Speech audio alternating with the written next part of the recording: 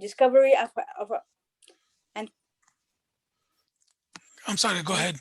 sorry, and considering that the discovery of America took place in 1492, I just couldn't understand that for 15 centuries no revelation had been made to the natives of America. So I tried to look for the presence of a prophet, because I was very interested in the stories of the prophets and messengers. And I made personal studies and comparisons between their stories in the Quran and in the Old and New Testaments. And I looked for books everywhere, wherever I went. In countries like Egypt or any other countries, I looked for books about the prophets and messengers, and I tried to find any document that could relate them to a possible visit of the American continent. It's a And interesting, Samira, that is a very interesting thought. In fact, uh, about 15 or 20 years ago, that was my dominant thought. Why it didn't the Quran, didn't the revelations of both Bible, Torah, and Quran, or even the Indian books, never mentioned about the existence of another population in Americas? They didn't know anything about Americas until, I would say, 1492 is one of the point milestones. But much before that, Native Americans were here from the 11th century and before. So what you're saying is very interesting. Please go ahead, and that you were researching about prophets in Egypt and other places. and so I excuse me, just a second. I just changed my.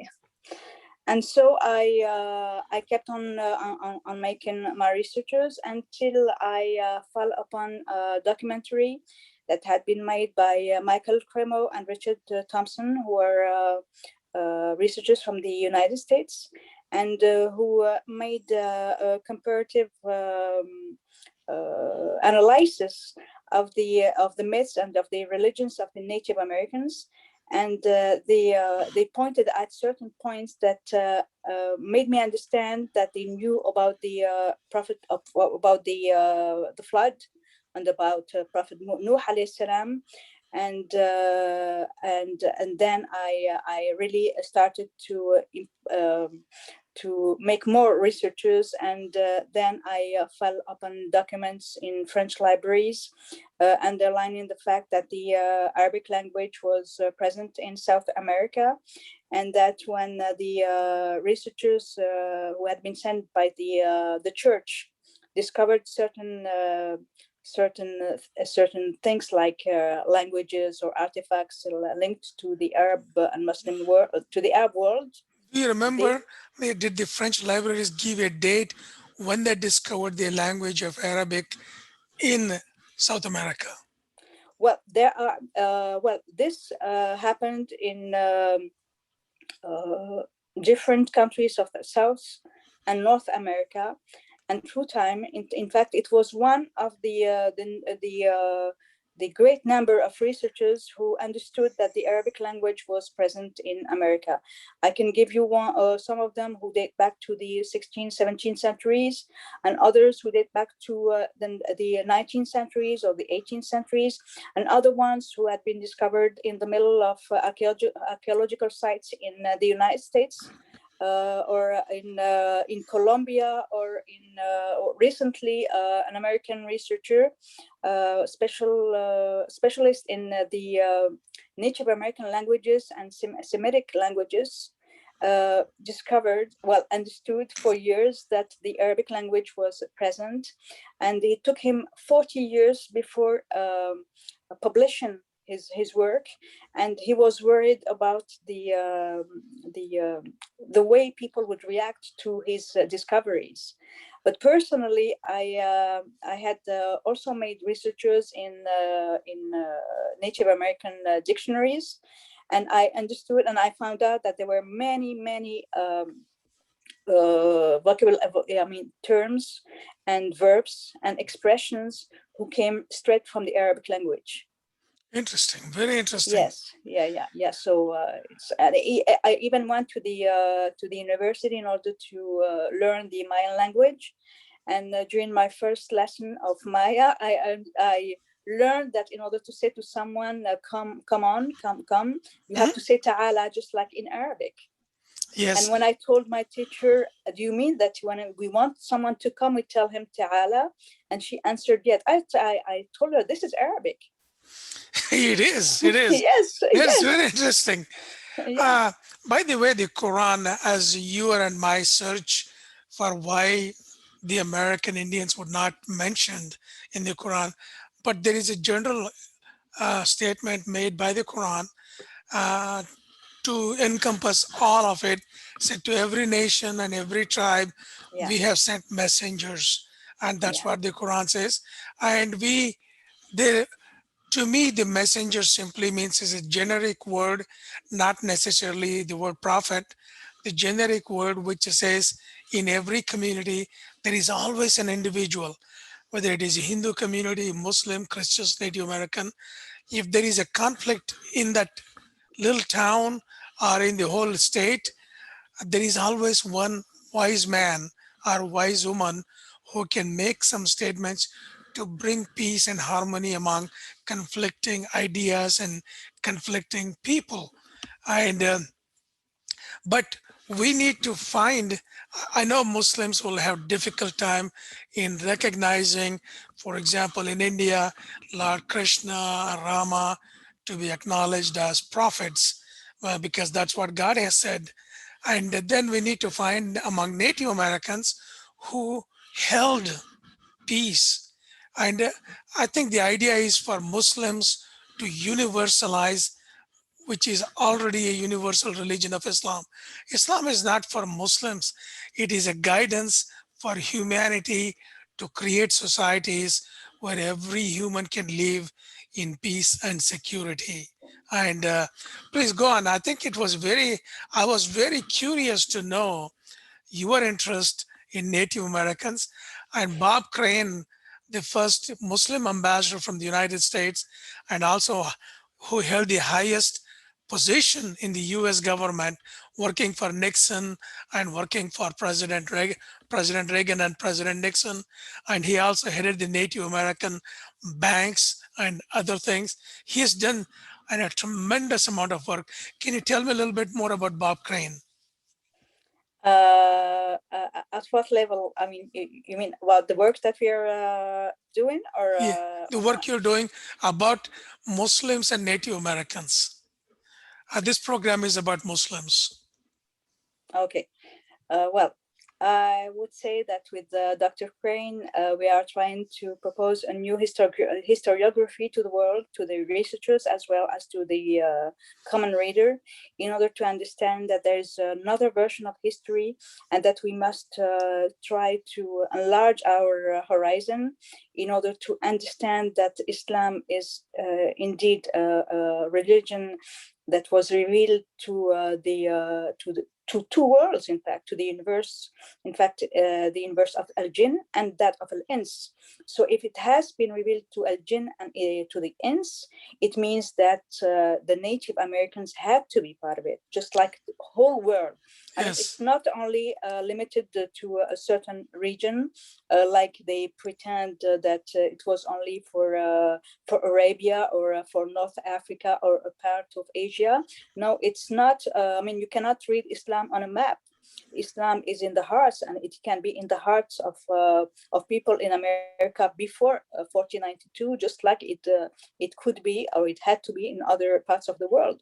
I mean, we just cannot ignore the Quranic text, which is so clear about it. It's for everyone, and no city is destroyed unless a messenger has been sent to them. So I mean, to the city or to its peoples. So the just let me add to that, Samira. The word Rabbul Alameen, it we have limited it to the world, but it is the includes of all universes, everything that yes, is out there that we can see, imagine, and feel, and that's yeah, what the Alameen means. And throughout the Quran, I never found that it was for a specific group and tribe, as you mentioned, and it is for the Alamin, and it is a generic message. Those who believed created a group of their own called Muslims, but it is not a group of Muslims, it is whoever believes in three key things: that there is a creator, God, we can call it whatever name we want to. Number two, that we are accountable for our actions. Accountability involves everything that we talked about: being good to fellow beings, creating harmony and peace. And the third thing is accountability. That and I would say those two things, if somebody follows, he can be called the general term Muslim, not the political group of people who are called Muslims, but the generic term Muslims. What are your thoughts on that? Well, I can say that what you say is right, but there's also another interpretation for me regarding this, is that when Allah says that He doesn't destroy any city or any people unless He has sent a messenger, it means for me that they had to know Isa alayhi salam just like they had to know Muhammad alayhi salatu wasalam. And given that these are the two most important messengers sent to humankind during the last centuries, they just had to know about their existence, just like they had to know about the seal of messengers, Muhammad alayhi salatu wasalam. And so for me, it was the revelation under the form of a Quran that had to be revealed to the world. And that when you speak about the Native Americans religions, for example, you know that they were monotheists. And right now I was They were working on monotheist, the Native of Americans? course they were monotheists, and they just couldn't find any way to claim that the Native Americans were worshippers of any idols. Well, This they is were, something that, I mean, let me give you, for example, because I was working on it just a few minutes ago. You want to share? Maybe not, because it's Okay. a book that I'm writing right now. Okay. And because I'm working in French and in English for Dr. Crane to read it again, because he will write the introduction. Mm-hmm.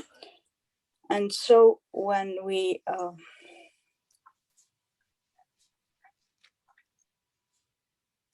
sorry,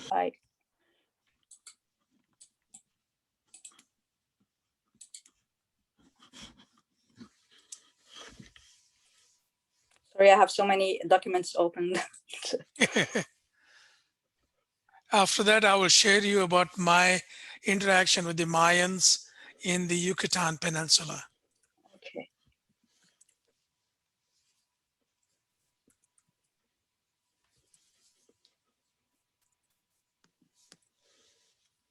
Well, for example,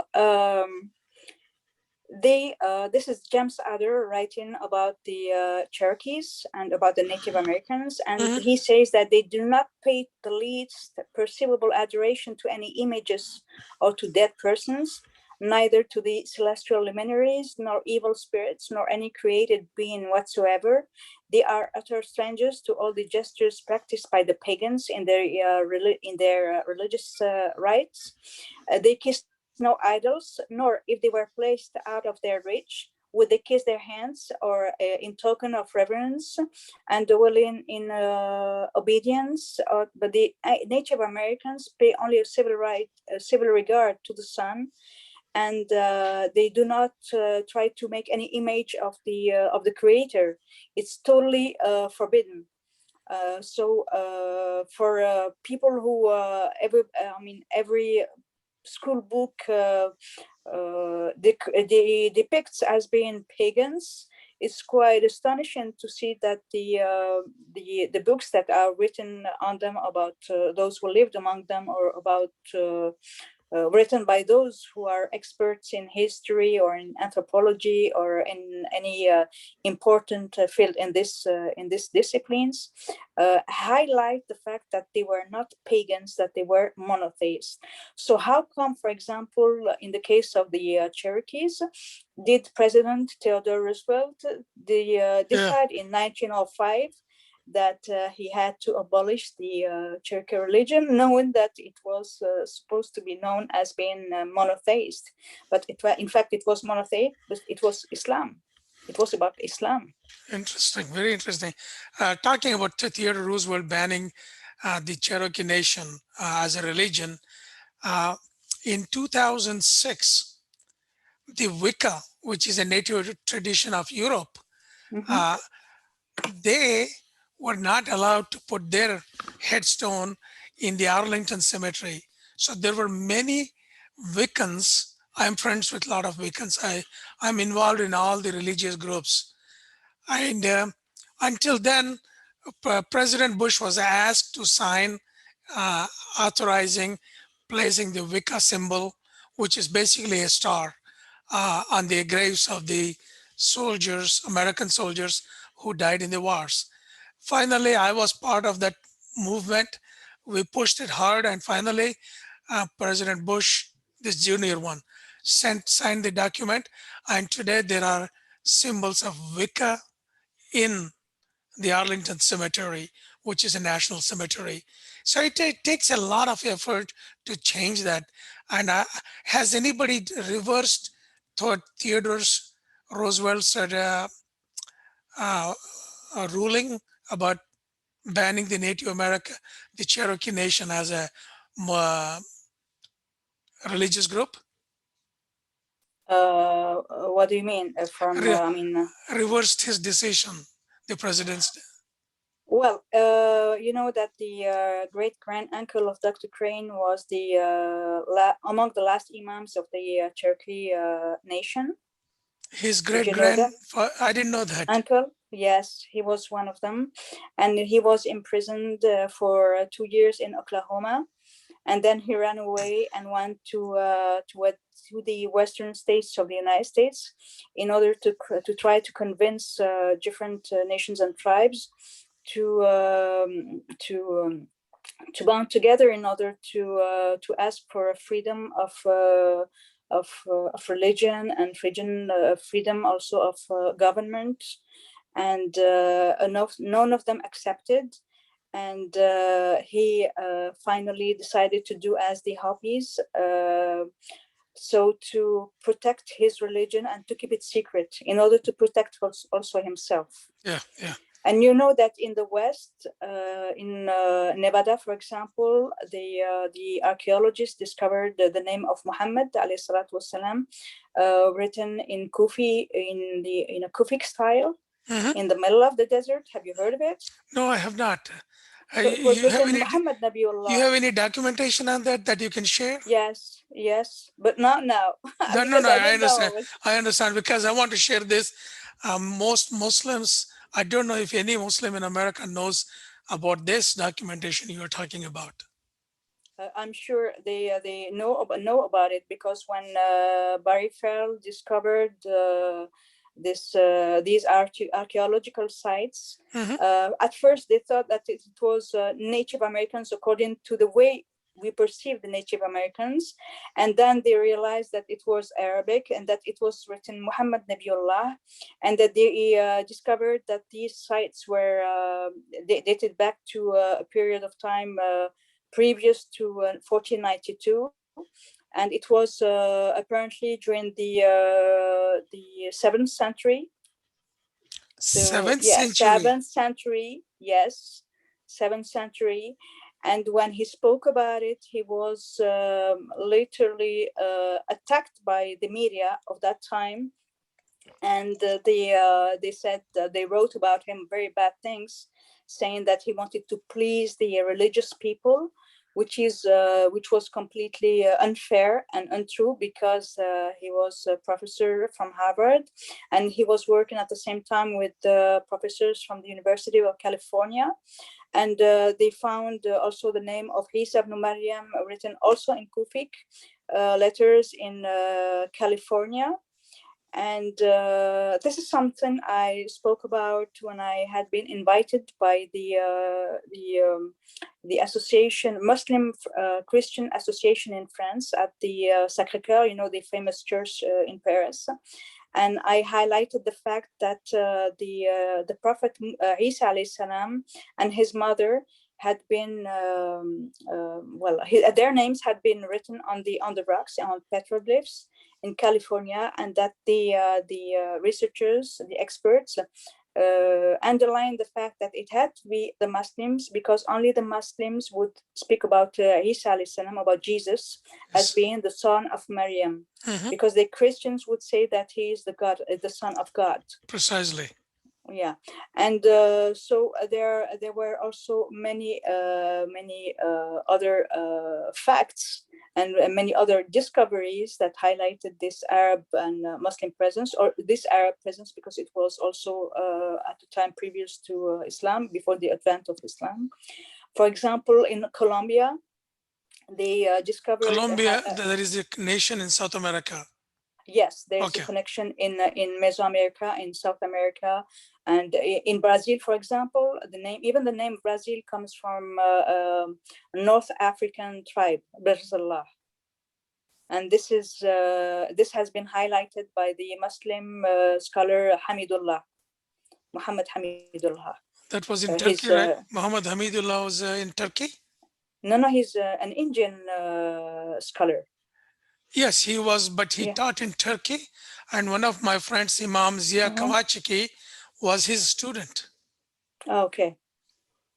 No, he was also a lot in Paris, in France, and also many of my acquaintances knew him, and and he was also their teacher. So I think that he taught a lot in many countries, because he was such a nice person, and he had so much to teach to people. And it was also discovered in the 19th century in Colombia, and the site was named Hirapa, which made the link with the Iraq in Mesopotamia, and they discovered that the populations spoke Arabic. I mean, this is something that you cannot find in manuals of history that are given to school to pupils in schools or in universities. And there are also other eyewitnesses who visited Guatemala. Guatemala, yes, Al-Wad al-Malah. In fact, this is the meaning of their name. And what is the meaning? Al-Wad al-Malah. What does it mean? The salted river. Wow. Al-Wad. Yeah, okay. Yes. And they discovered that the populations in Guatemala were Arabs, dressed like the Arabs of Al-Maghreb al-Arabi. You know, Al-Amir Abdul Qadir was dressed in white. I didn't know the that. white dress of Al-Amir Abdul Qadir. You know, the Algerian leader. Al-Amir Abdul Qadir. Yes. Okay, yes. You see his dress in white. Yes. Well, they were dressed the same way in Guatemala. Interesting. Very interesting. Yes. Yeah, and it was written by a French churchman.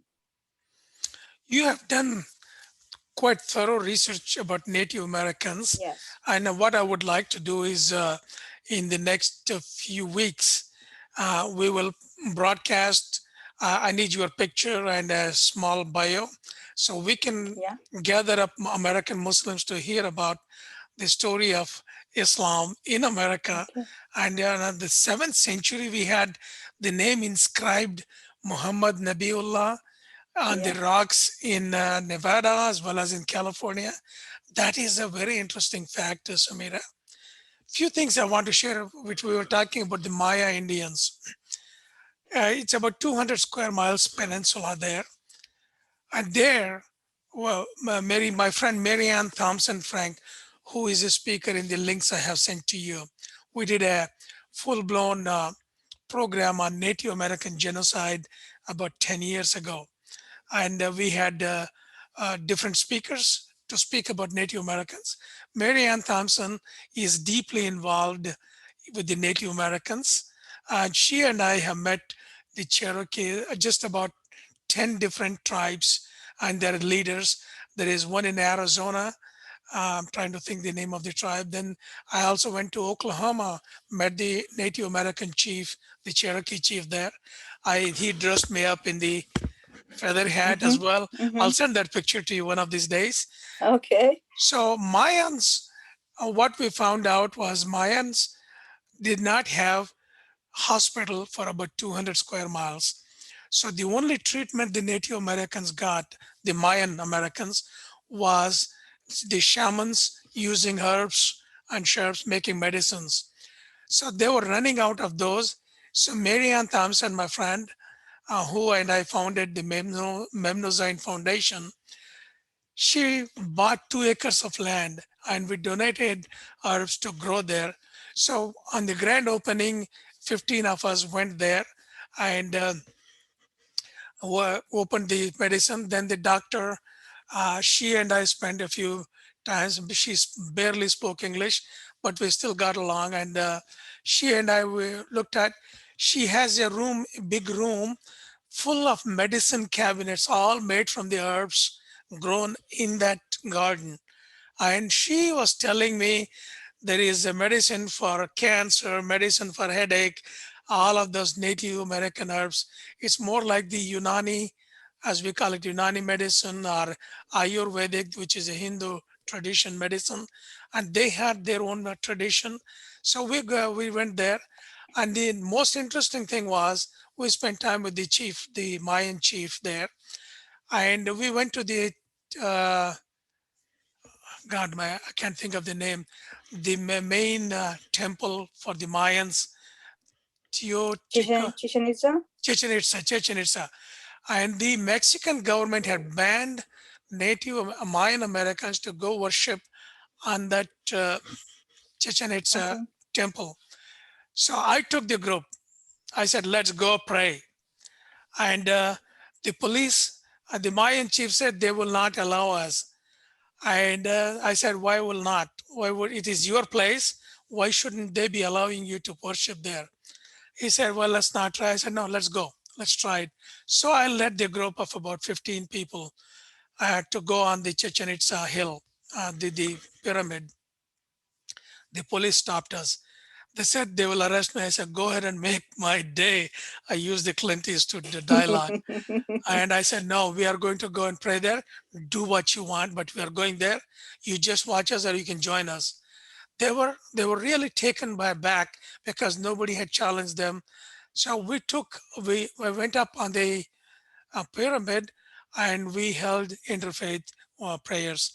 And the interesting thing there, Samira, Beautiful. was there were no Hindus, Jains, Sikhs, and Jews in the group. Only Christians, Mayans, uh, the other one. There were two other tribes that had joined us, and I was there. And so I have prayers from all religious scriptures. So I prayed in Jewish, Jain, and Hindus to be more inclusive, even though they were not there. We didn't want to exclude them. We did this, and the police was standing down, way down the hill, and looking at us.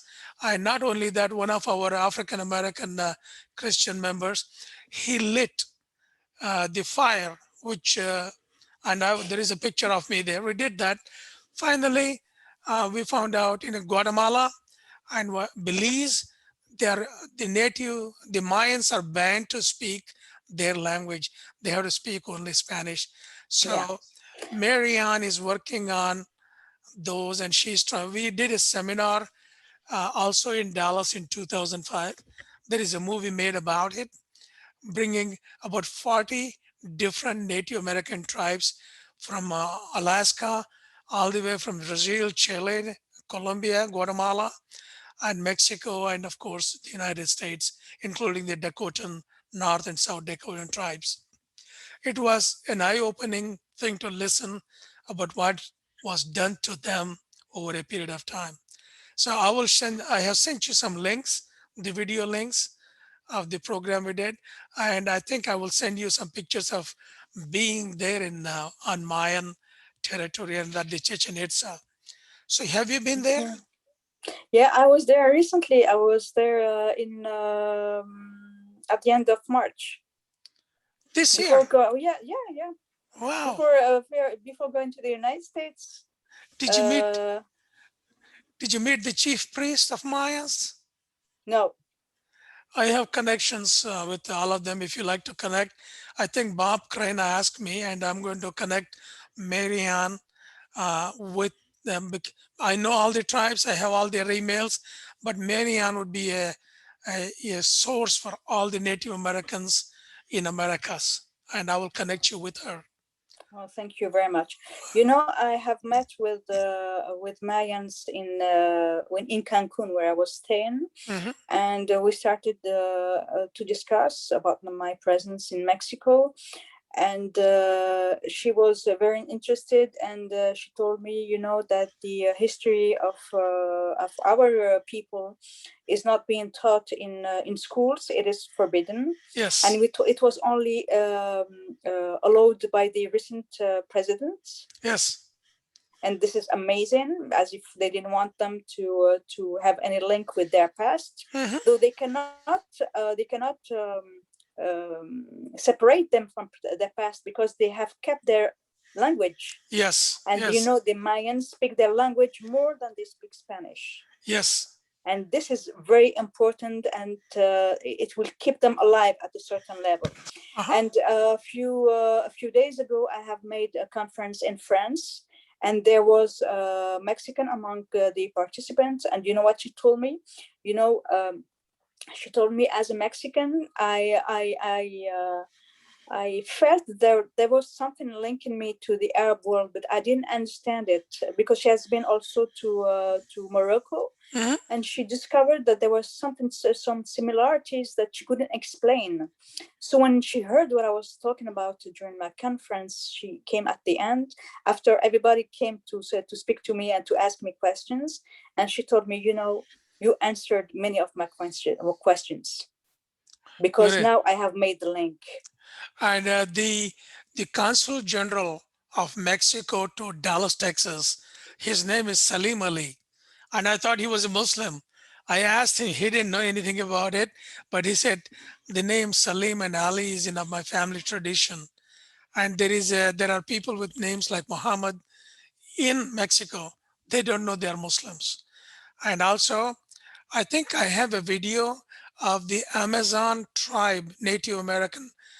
I don't know if you can call them Native Americans, but Native American tribe in Amazon celebrating Ramadan. There is a video someplace. I will share that video as well. That would be great. Maybe this has something to do with the Mandingo. What is from Mandingo? the empire. Mandingo are members of the Mali Empire. Mm-hmm. And they sailed in the name of Allah during the 14th century. And they crossed the ocean. And when historians speak about them, they pretend that their ships sank in the ocean. In reality, they didn't sink in the ocean. They had been driven to the American continent by the Gulf Stream. Mm-hmm. And there were artifacts who had been discovered in Brazil, and who are part now of the collections of the Brazilian museums. Mm-hmm. There was also a professor from Harvard, whose name is Leo Wiener, Yes. who studied deeply the languages of the Native Americans, and then linked with the Arabic language and the African dialects, Black African dialects. Mm-hmm. And he also discovered that there was a Mandingo presence among the dialects of the Native Americans. Interesting. Which proves that, in fact, they did arrive to the American continent long before Columbus. Yes, yes. Let me turn to another topic. July 4th is coming here in a few weeks, a week or two. And the most important thing about July 4th is when America was uh, declared as a sovereign nation in 1776, there were three nations that recognized America. Among those three, one was Netherlands, of course, the king of Netherlands. The other two were the Moroccan king and the king of Mysore, which is was a country in India, which is a part of India now, called Tipu Sultan. These two Muslims were the first among the first three to recognize the sovereignty of America. Not only that, Tipu Sultan sent a letter to George Washington congratulating him, and that letter is in a French library. I don't know which library it is. French library. If you have access, I could you have access. could you trace that? And also, Tipu Sultan, which is the king of Mysore, he and Washington corresponded with each other. I'm trying to find the documentation, and I was told by a researcher in Karnataka, in my state. I'm from Bangalore.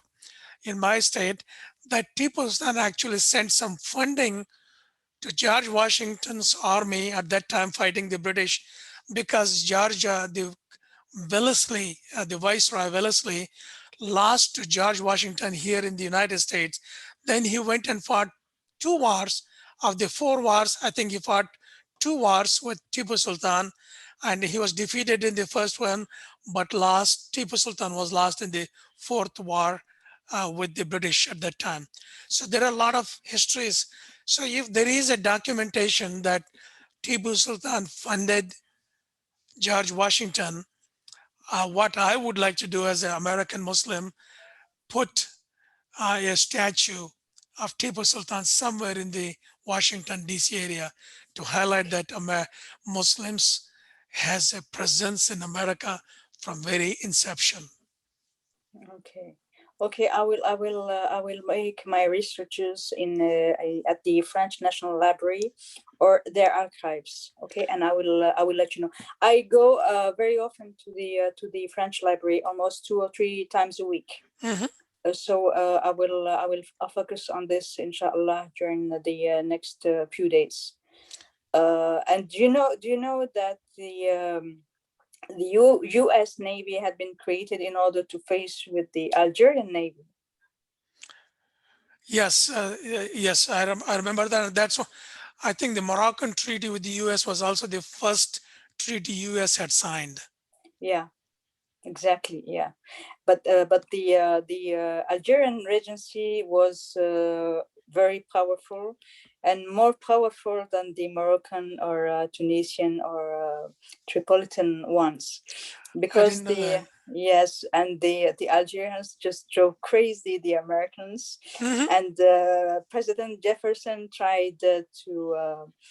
Because their documents, of course, have been unveiled. They are no more confidential. Mhm. And I found some interesting and fascinating text written by President Jefferson regarding the Algerians, saying that they had to change the personalities of the Algerians because they were really very powerful, and they wanted them to concentrate on agriculture and no more on the sea or any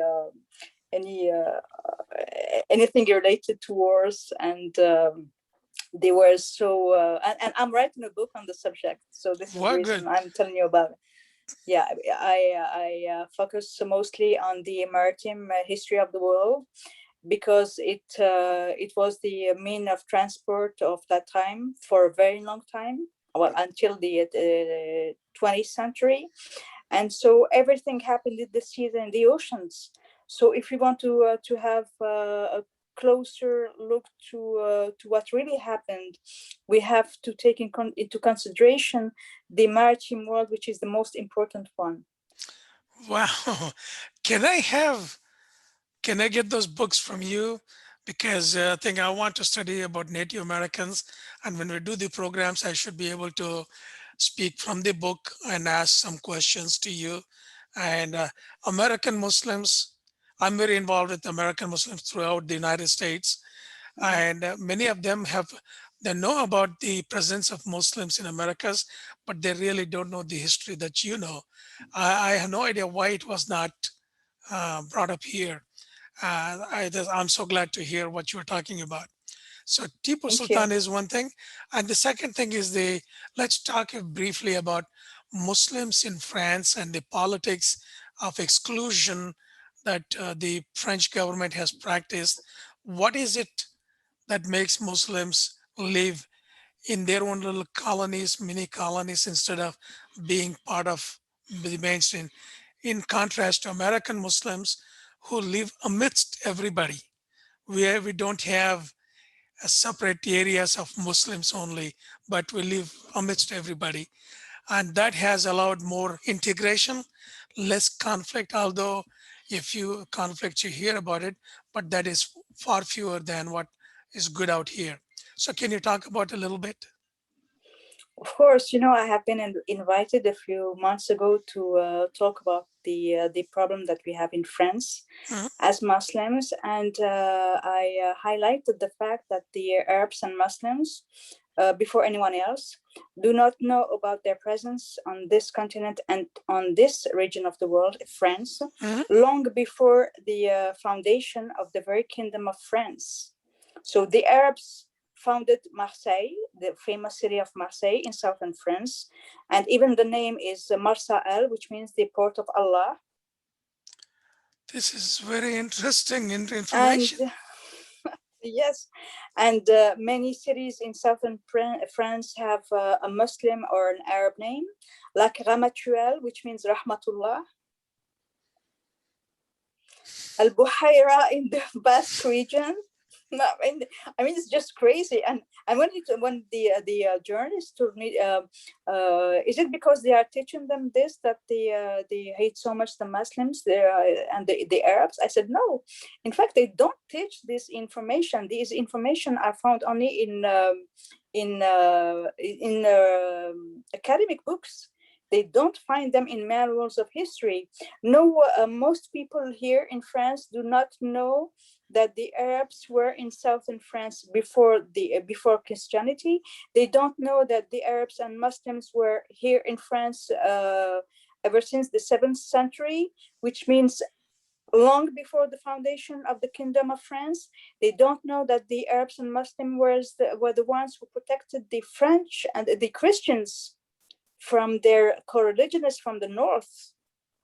I mean, all this part of the Arab and Muslim history in France has been ignored by books of history. So when you take a look at it, and you just can't accept what they are saying, because they speak of the Arabs and the Muslims as if they were newcomers in France and that they came after the independence of Algeria. Or no, we were here first. I mean, this is something that people don't Wow. know. Yes, we were Yes. here first. So what we want to do, I think what we can do is between you, Dr. Crane, and Mary Ann Thompson, we can we can get together and figure out about the Native Americans, Islam in Native America, and maybe work on allowing them to worship their own way of worshiping, and the ban or the restriction should be uplifted. That is in Mexico, Belize, and as you say, in Mhm. Guatemala and Colombia. We need to work on that. That may be one small project. It may take some time to get to the United Nations, but we can work on that one. And second one is about Tipu Sultan. If you can find the research, the name is Tipu Sultan.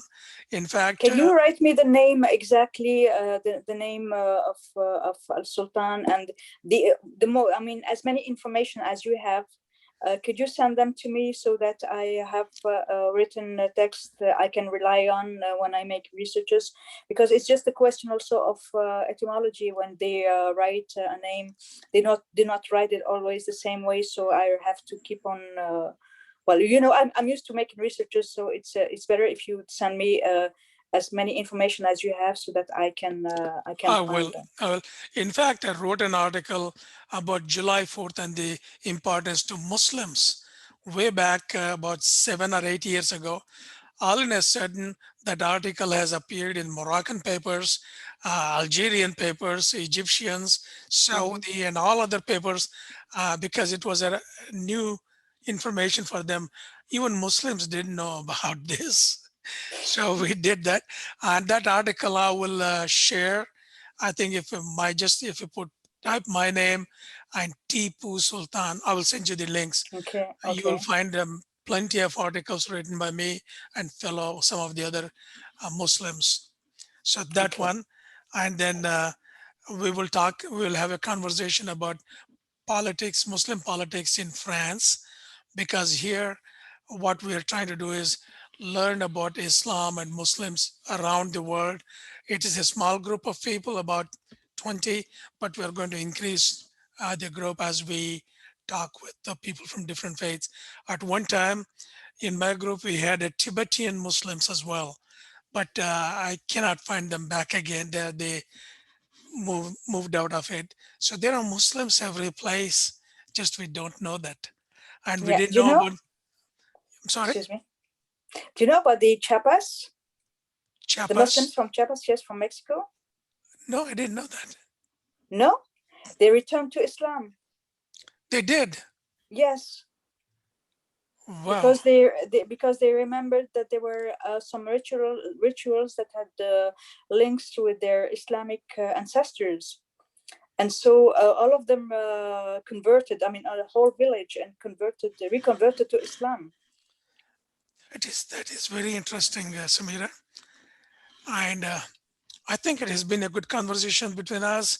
I will place this on the YouTube, and we will plan on an event uh, for the other people to join us. Uh, Okay, we generally carry these Muslims together, politics, on every Sunday at the same time. Uh, okay. and we are developing what does it take for Muslims to change uh, about what's happening to them in the United States and other democracies like Australia, UK, and other places. Two things that we have discovered and we have been talking and writing about is to be involved in the politics, to run for public offices from a small councils to county to state legislatures to the United States Congress and Senate. And we have set a goal, our group, and I have written that in the book American Muslim Agenda, the book I wrote, to say to have at least 5 congressmen in 2024, Muslim congressmen, and at least one Muslim senator. And we are trying to work up different people. We are having conversations, and we are offering training, reaching out to the people. I think this can also be among the French. I know one of the education minister in France was a Muslim woman from Somalia, I believe, a refugee. What I know, I don't know about him, but I know about a young man who recently converted to Islam, and who is running for the French presidential elections. And Really? yes, and his father used to work with the former president of France, Valéry Giscard d'Estaing, Uh-huh. and he discovered Islam and decided to convert. And he spoke about his conversion openly, saying that he was a Muslim now, and that it was his first Ramadan this year, and it was really, great. I met with him because he wanted to know more about history. So I told him, if you want to speak about Islam, if you want to speak about the presence of the Arabs and Muslims, or any foreigners here in France, you have to access the real version of history, and the truth is that the Arabs and the Muslims were here in France long before the foundation of the Kingdom of France. He was as astonished as many people I, I'm I sure he speak was. about. So he's running for what year is he running? When is he? President, What year? for president. Yeah. Which is it? He going to run? Is the elections next year or this year? Yes, yeah, Next for year? next year. Next Yes. year. And this is, I think we may have to talk about that topic. There Okay. is a Muslim mayor in London, and I think we got Muslim congressmen in the US. Of course, India was a great example for a long time. In the last 7 or 8 years, India has really messed up completely. We had in India Muslim presidents. There were 3 Muslim presidents, and Muslims are very involved in politics, and they are saying, but nothing is happening with Muslims now. They're pushed back, and we are working with whatever we can work to see Muslims regain their influence, regain, become participants and contributors of the Indian society again. So we have a large swath of topics to talk about Muslims in France. This is really the greatest news I have heard. I will share that with my groups. Okay. And you can you spell his name? Alexi Troyullis. Alexi Alexi Troyullis.